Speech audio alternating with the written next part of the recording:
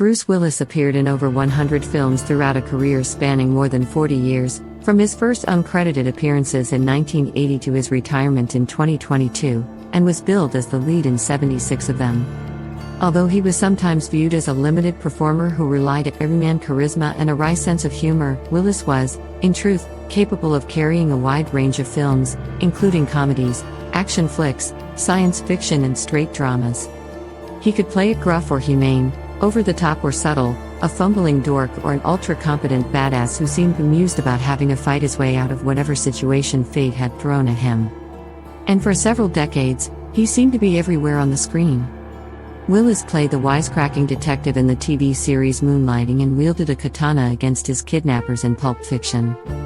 He played a doomed psychiatrist in The Sixth Sense and brought a gentle wisdom to the role of a small island police captain in Moonrise Kingdom. The actor popped up again and again in remarkable and surprising films, etching himself permanently into viewers' consciousness. In honor of the man who taught us never to take off our shoes if we think we might have to battle some villains, and to always be wary of anyone who claims to see dead people, UCR presents the 10 most memorable roles from Bruce Willis' storied career. 1. Moonlighting TV series, 1985-89. Willis burst onto the scene in 1985 by starring in one of the decade's most beloved TV series.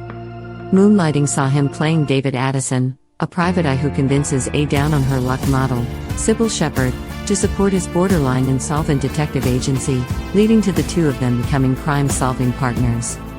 The show was a hit largely because of the comedic love-hate chemistry between the two actors, but its real secret was Willis' lackadaisical charm. Sure, he was unscrupulous and morally ambiguous, but he was just so damn likable.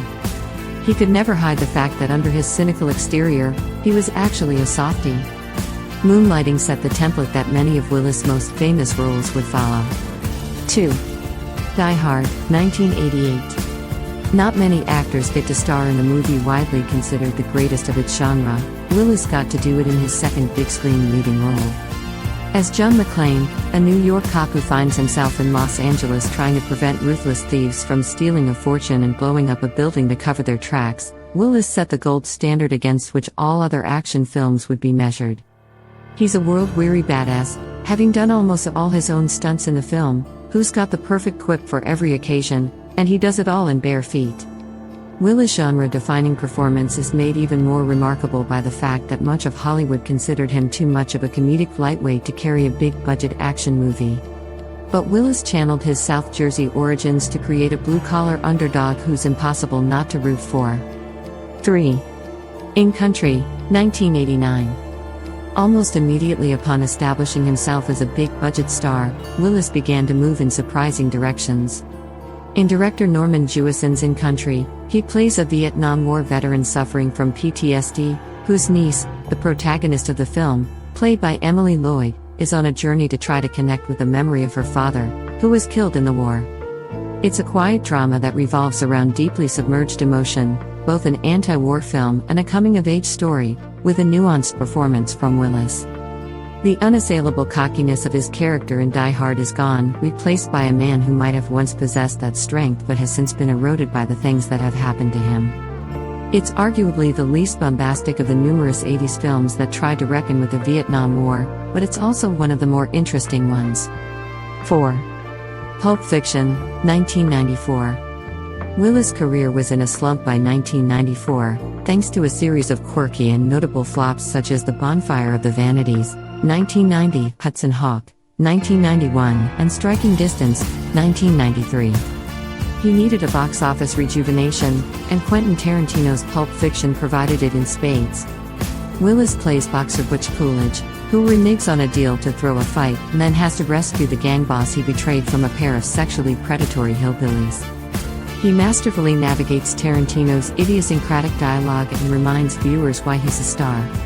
From the Hitchcock homage that precedes the samurai sword scene to his bone-dry delivery of some of the film's best lines, "Zed's dead, baby." Zed's dead, Willis embodies the film's nod to the yellowing dime store novels of the past. 5. Nobody's Fool, 1994. Willis' other great 1994 role couldn't have been further removed from Pulp Fiction. In the downbeat and eminently lovable Paul Newman vehicle Nobody's Fool, he plays Carl Roebuck, the philandering construction company owner whose effortless success and deep moral corruption are the foils for Newman's noble, aging and luckless lead. The film is a forgotten comedic gem, and Willis showcases his ability to play characters that run counter to his innate qualities as an actor.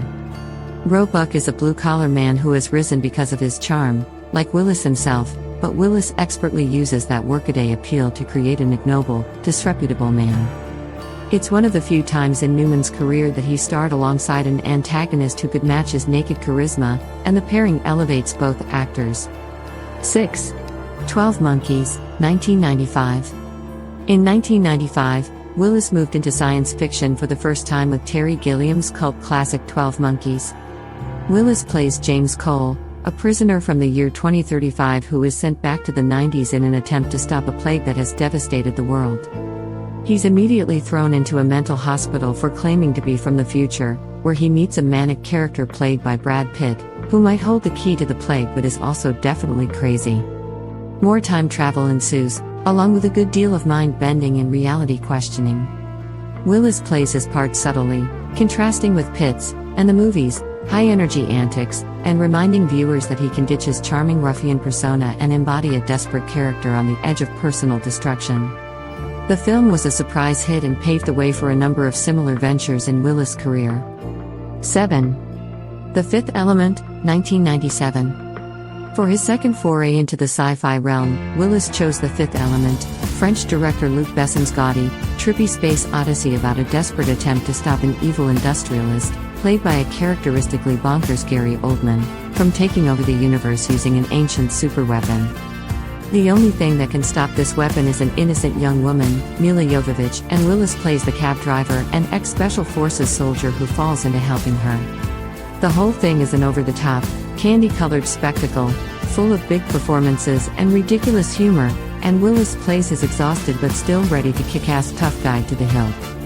8. The Sixth Sense, 1999. The Sixth Sense was a monumental hit, earning almost $700 million against a budget of $40 million, and one of the most commercially important movies of its time. It jump-started the career of M. Night Shyamalan, whose films have grossed over $3.4 billion despite often being savaged by viewers and critics, and signaled a major shift in scary movies, away from the erotic thrillers and post-slasher flicks of the 90s toward the darker psychological fare that would dominate the OOs.